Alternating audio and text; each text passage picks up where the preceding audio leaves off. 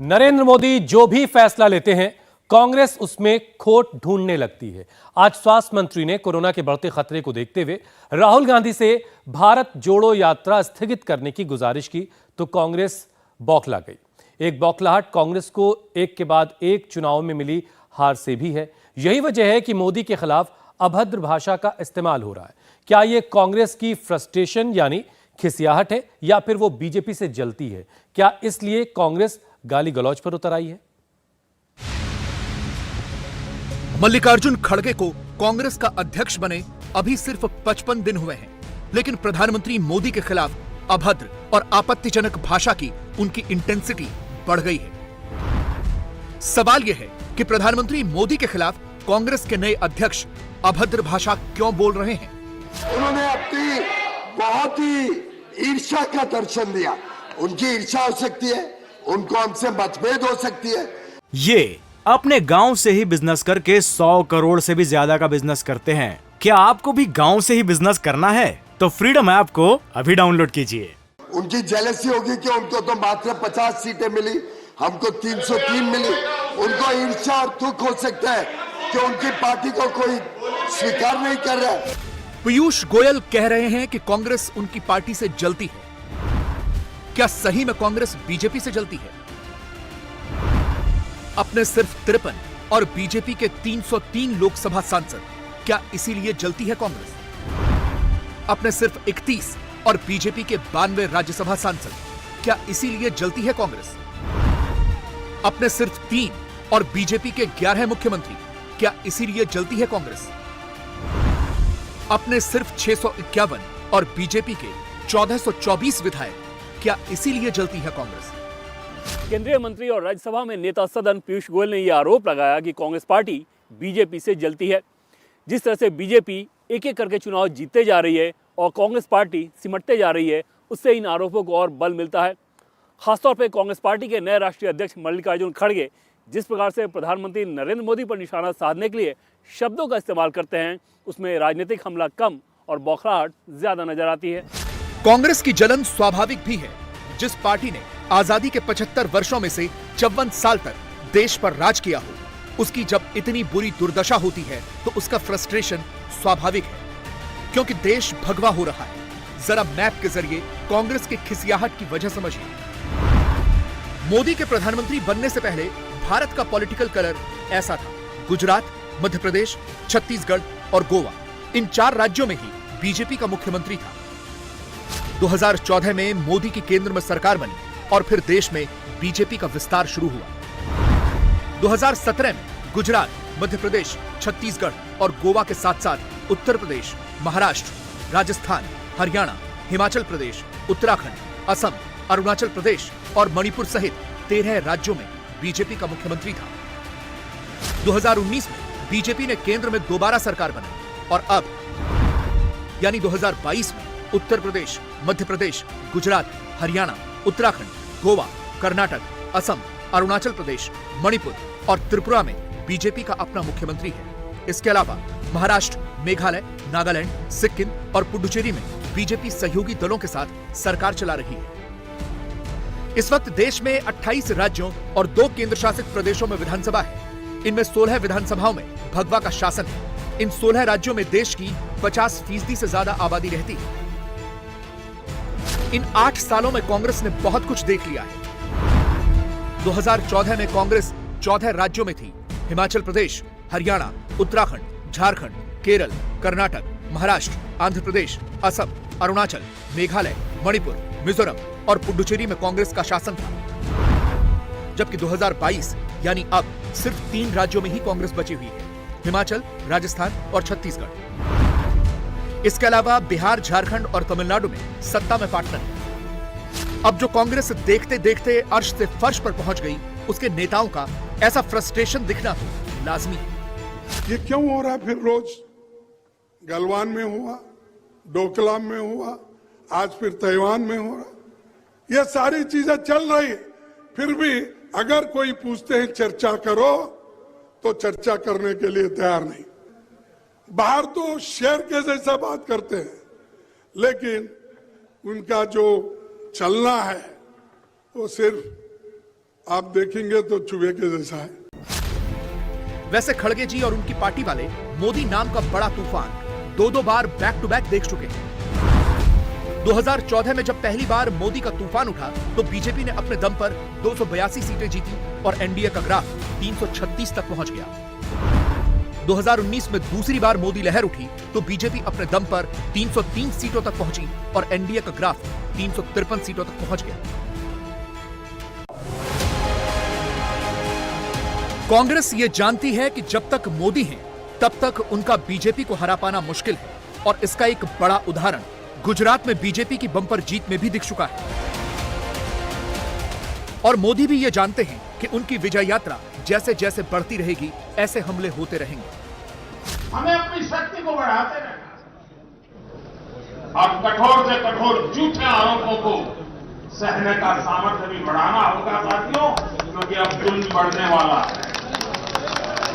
अब मान के चलिए, मुझ पर भी बढ़ने वाला है, आप सब पर भी बढ़ने वाला है, क्योंकि सहन नहीं कर पाएंगे, ये पचा नहीं पाएंगे। और उसका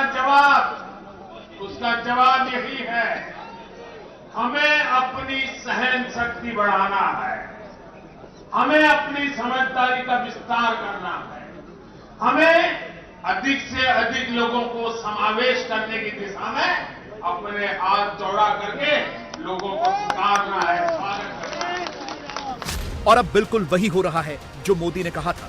गुजरात चुनावों के दौरान भी खड़गे मोदी को अपशब्द कह रहे थे, रावण से तुलना कर रहे थे। अब चुनाव खत्म हो गए हैं तो भी बुरा भला कह रहे हैं।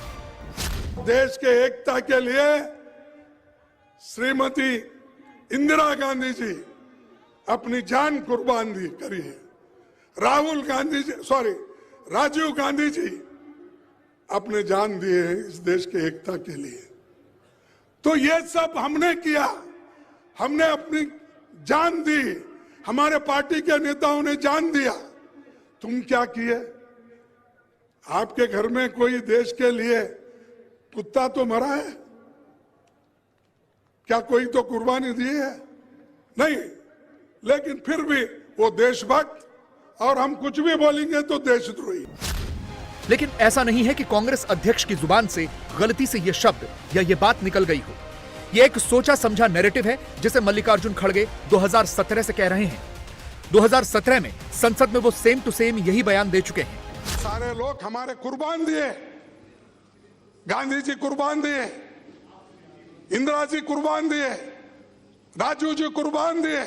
आप में कोई गया? आपके घर में कुत्ता भी नहीं गया इस देश के लिए। इसमें अनपार्लियामेंट्री नहीं, अनपार्लियामेंट्री कोई नहीं। मैं बोला हमारे लोग तो इतने मर गए, तुम्हारे घर में कुत्ता भी नहीं मरा, ये कौन सा है? ये अनपार्लियामेंट्री तो नहीं है, ये अनपार्लियामेंट्री तो नहीं है। उस समय हम थे या नहीं थे, हमारे कुत्ते भी थे या नहीं थे, औरों के कुत्ते हो सकते हैं।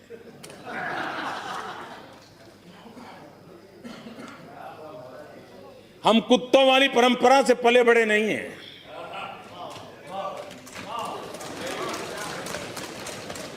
लेकिन देश के कोटि कोटि लोग थे, जब कांग्रेस पार्टी का जन्म भी नहीं हुआ था।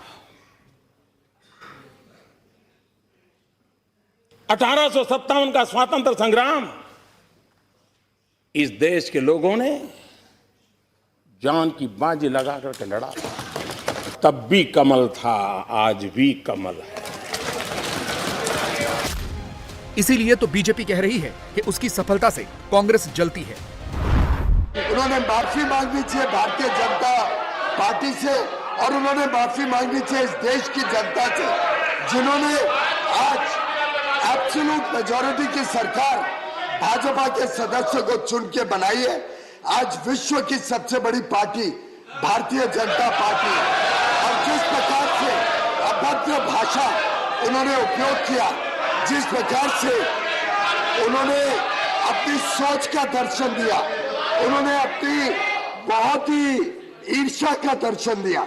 उनकी ईर्ष्या हो सकती है, उनको हमसे मतभेद हो सकती है, उनकी जेलसी होगी कि उनको तो मात्र 50 सीटें मिली, हमको 303 मिली, उनको ईर्ष्या और दुख हो सकता है कि उनकी पार्टी को कोई स्वीकार नहीं कर रहा है, लेकिन इस प्रकार का अभद्र भाषण देना मैं समझता हूं सभी का अपमान है, इस सदन का भी अपमान है और देशवासियों का, देश के हर वोटर का अपमान है।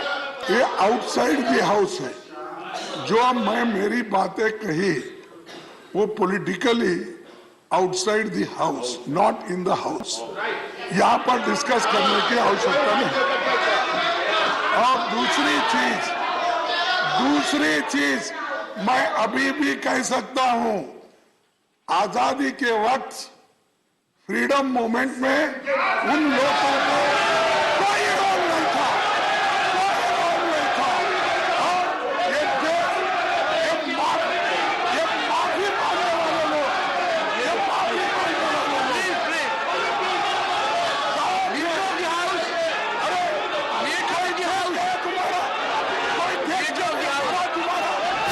कांग्रेस अभी ये नहीं समझ पा रही कि वो मोदी के खिलाफ जितने भी अपशब्द बोलेगी उसका खामियाजा उसे ही भुगतना पड़ेगा।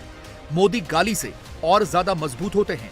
तो लोग मुझे पूछते थकते नहीं हो, तो मैंने उनको समझाया, देखो भाई, मैं डेली 2 किलो, 2.5 किलो, 3 किलो गाली खाता हूं, और परमात्मा ने मेरे भीतर ऐसी रचना कर दी है, ईश्वर ने ऐसे आशीर्वाद दिए हैं कि ये सारी गालियां मेरे अंदर प्रोसेस होके न्यूट्रिशन में कन्वर्ट हो जाती है।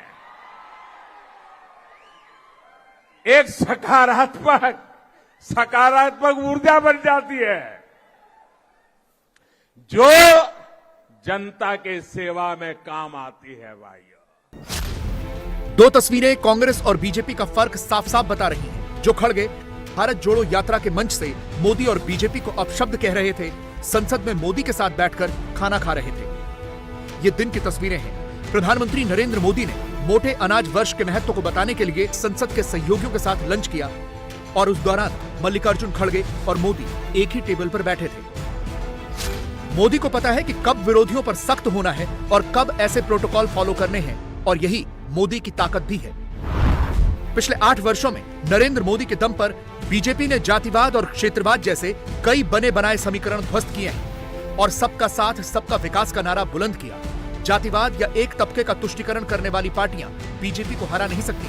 मोदी की वजह से ही 300+ का नारा अब नारा नहीं, हकीकत बन चुका है। बीजेपी के विजय रथ को रोकने वाली कोई ताकत अभी तक सीन में नहीं है।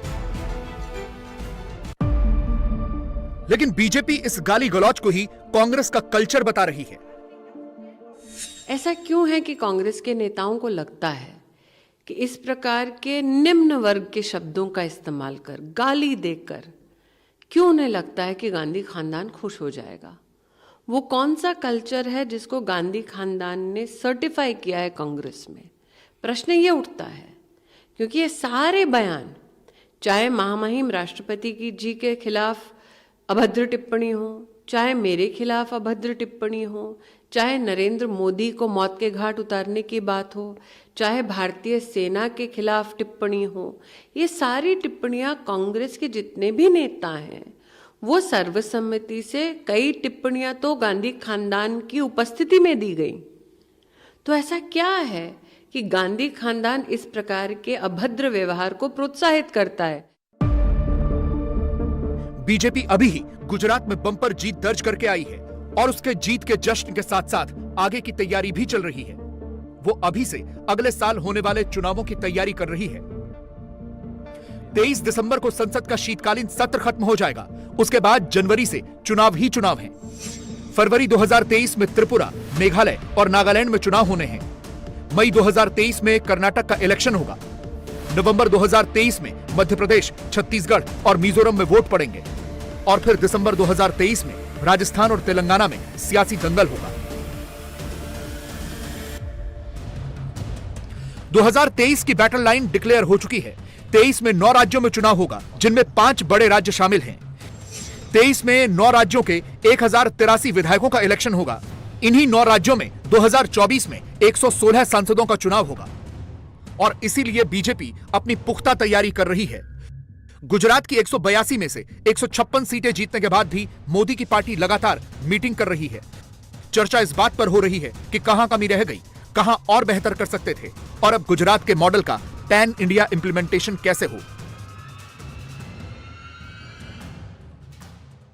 पश्चिम बंगाल में अभी चुनाव नहीं है, फिर भी पिछले 4 दिनों से वहां जबरदस्त गहमा गहमी है। ये अपने गांव से ही बिजनेस करके 100 करोड़ से भी ज्यादा का बिजनेस करते हैं। क्या आपको भी गांव से ही बिजनेस करना है? तो फ्रीडम ऐप को अभी डाउनलोड कीजिए। पहले संगठन महामंत्री बीएल संतोष पश्चिम बंगाल गए, फिर होम मिनिस्टर अमित शाह पश्चिम बंगाल गए, फिर बंगाल बीजेपी की पूरी टीम दिल्ली आई और पार्टी की टॉप लीडरशिप से उसकी मुलाकात करवाई गई। इस बीच बंगाल में बीजेपी की रैलियां भी हो रही हैं, डिस्ट्रिक्ट लेवल पर यात्राएं भी निकल रही हैं। सोचिए बीजेपी का प्रिपरेशन लेवल कितना हाई है। दूसरी तरफ कांग्रेस है जो अपने ही विधायकों को नहीं बचा पा रही। मेघालय में कांग्रेस के 17 विधायक थे, 12 विधायकों ने टीएमसी ज्वाइन कर ली और कल 2 और विधायकों ने एनपीपी ज्वाइन की, और अब बाकी बचे 3 विधायक भी जल्द ही कांग्रेस छोड़ सकते हैं। कांग्रेस लगातार बीजेपी से पिछड़ती जा रही है। महाराष्ट्र में आज ग्राम पंचायत चुनाव के नतीजे आए। 2193 ग्राम पंचायत सीटों के साथ बीजेपी पहले नंबर की पार्टी बनी, जबकि सिर्फ 841 ग्राम पंचायत सीटों के साथ कांग्रेस चौथे नंबर की पार्टी बनी। अब सोचिए, जो कांग्रेस सिमट रही है वो देश के हर राज्य में अपना फैलाव कर रही बीजेपी से कैसे मुकाबला करेगी। इसीलिए तो कांग्रेस खिसियाई हुई है। इंडिया टीवी हर वक्त हर जगह डाउनलोड करने के लिए सर्च करें India TV news Google play store या ऐप स्टोर पर।